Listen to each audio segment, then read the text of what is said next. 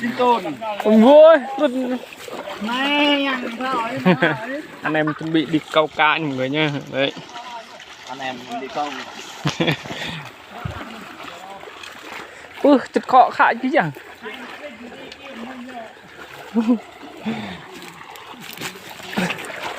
Cái mùi nhậu, chỗ Nhật không có mùi nhậu. Ăn đâu? Ăn đâu?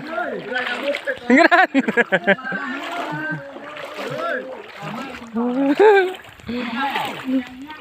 Không mai à? Ăn đâu? Ướt hết rồi.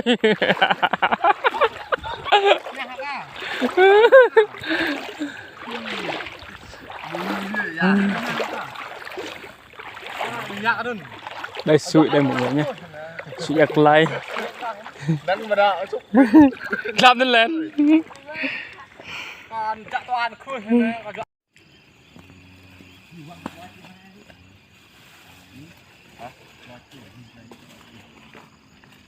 Ayo đâm một tí. Ayo đâm mình. Hả? Hai đạo ông lầm hả?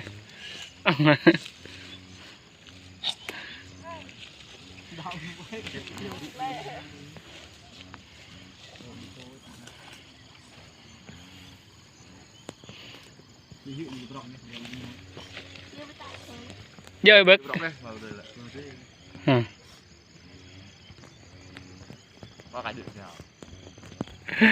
Gak tulen mana? Jenang.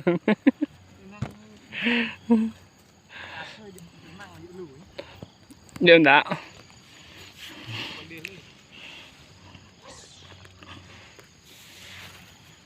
Có bác bóng ngộ từng dựa dài này nó cho dài này.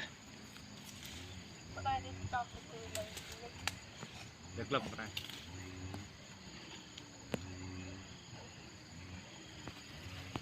Đây được lầm được.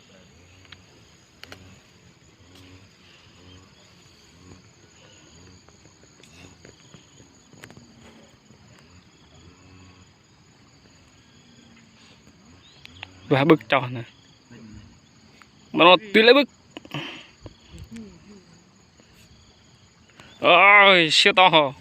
Bực cái to đấy con năng này. Ngã tư luôn nè.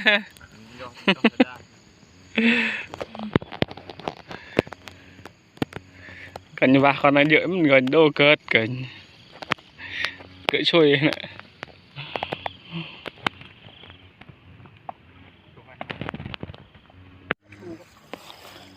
Wow.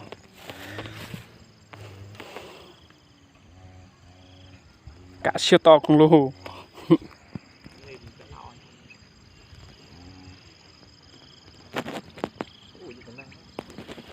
Những thằng năng siêu to không lù.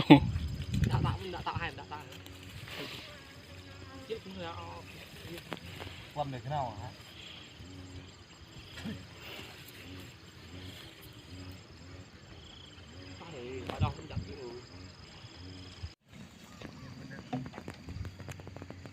Đây là cầu thu cầu cá này. Thì mọi người xem nhé. Anh này cầu hay lắm đấy. Và ăn kia luôn này. Đấy. Mình thì hai bà con cái nọ thì mấy chục con rồi.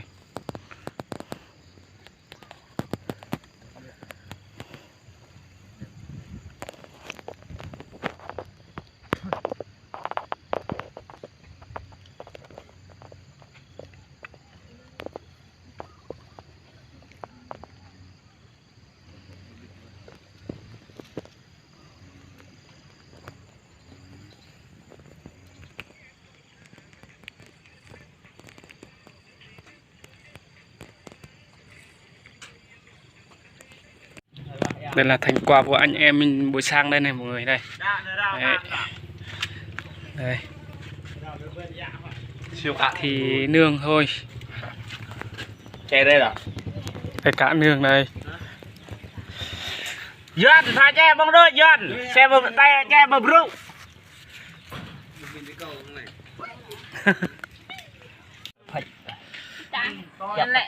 Sư nè ra nó em ngoại nhé.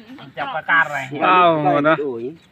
nó ghét lục lên coi không hả cành tật mày heo đấy coi ấy bữa nay vật bọc này coi những cái đường บอกเงินนี่ เป็นบงดับแรงไรนะในตะบูเลย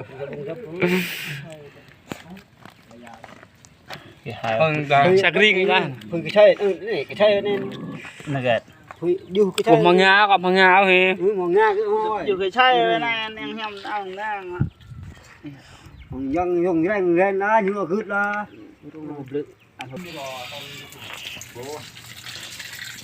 này nó chưa to như này nương đây là nương sao thôi